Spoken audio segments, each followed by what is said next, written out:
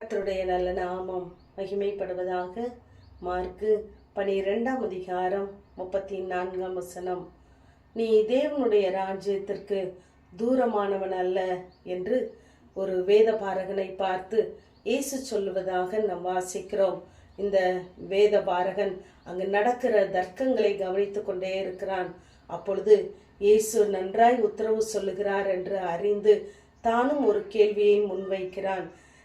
கற்பனைகளில் எல்லாம் பிரதான கற்பனை என்னவென்று கேட்கிறான். அப்பொழுது இயேசு பிரதான கற்பனையை சொல்லிவிட்டு இவைகளிலும் பெரிய கற்பனை ஒன்றுமில்லை என்று சொல்லுகிறார்.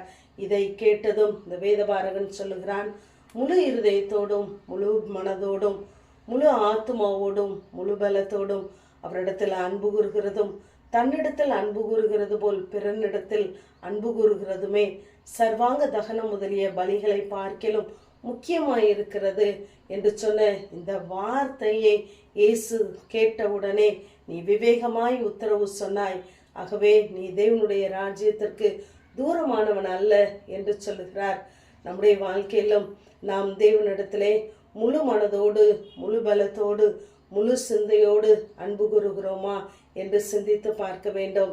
நாம் நம் உதடுகளினால் கர்த்தரை கனம் பண்ணிவிட்டு நம்முடைய இருதயம் தூரமாய் இருக்குமானால் நாம் தேவனுடைய ராஜ்யத்திற்கும் தூரமானவர்களாகவே இருப்போம். இங்கு சர்வாங்க தகன பலிகள் எல்லாவற்றை பார்க்கிலும் இப்படிப்பட்டவைகள் முக்கியமாய் இருக்கிறது என்று சொன்ன இந்த வார்த்தை இயேசுவை அதிகமாக தொட்டது. நம்முடைய வாழ்க்கையிலும் நாம் தேவனை பிரியப்படுத்துவதற்காக நாம் எதையாகிலும் செய்கிறோமா? இல்லை என்றால் செய்ய வேண்டும் என்ற கட்டாயத்தின் பேரிலே பயத்தின் பேரிலே செய்கிறோமா என்று நாம் யோசித்து பார்க்க வேண்டும். நம்முடைய வழிகள் தேவனுக்கு பிரியமானவைகளாய் இருக்கும் பொழுது நாம் ஒவ்வொரு நாளும் தேவ ராஜ்யத்தை கிட்டி சேருகிறவர்களாய் இருக்கிறோம். நாம் தேவனுக்கு பிரியமில்லாத காரியங்களை செய்யும்போது தேவனுக்கும் தேவனுடைய வார்த்தைக்கும் தேவ ராஜ்யத்திற்கும் நாம் தூரமானவர்களாகவே தள்ளப்படுகிறோம். ஆனால் தேவன் நம்முடைய வாழ்க்கையில இல்லாமல் நம்மால் ஒன்றும் செய்ய முடியாது என்பதை நாம் அறிந்து கொள்ள வேண்டும். முன்னொரு காலத்திலே நாமும் தூரமானவர்களாக தான் இருந்தோம். ஆனால் அவருடைய இரத்தத்தினாலே நம்மை மீட்டிருக்கிறார், சமீபமாக்கி இருக்கிறார் என்பதை நாம் மறந்து போக வேண்டாம். நம்மால் ஏதாயாகிலும் ஒன்றை செய்வதற்கும் யோசிப்பதற்கும் நாம் தகுதியானவர்கள் அல்ல.